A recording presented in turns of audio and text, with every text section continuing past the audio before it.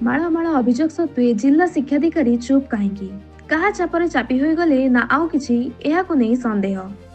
सरकारी नियम को जलांजलि दे दीर्घ 17 वर्ष है गोटे जगार रही एक छात्रावास चलाई आसुवा शिक्षयित्री सविता रथ को केवल डेपुटेशन करी निज उपर दोष खसाई देले केसिंगा गोष्ठी शिक्षाधिकारी।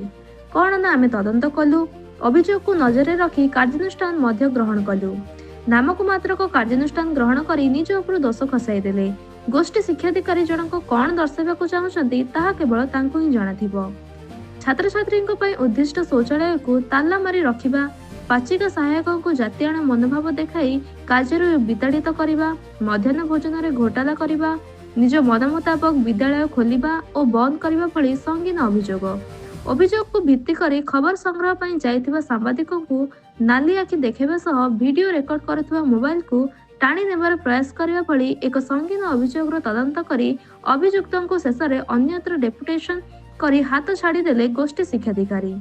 एते सब अभियोग थाई सुधा जड़े शिक्षयित्री को कहीं केवल डेपुटेशन में पठाई हाथ छड़ा बसी रहिले गोष्ठी शिक्षाधिकारी और जिला शिक्षाधिकारी कहा चापर चापी हो गले कि ब्लॉक शिक्षाधिकारी यह एक बड़ प्रश्न।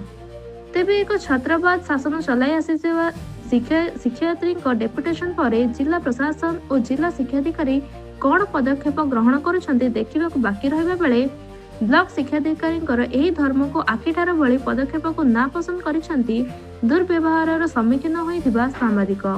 एही घटना को नहीं कलाहांडी जिलापाल को जणाइबा सहित आगामी दिन में हेबाकु थिबा मुख्यमंत्री अभियोग शुणाणी रे अभियोग करिवे बोली सूचना दैछंती।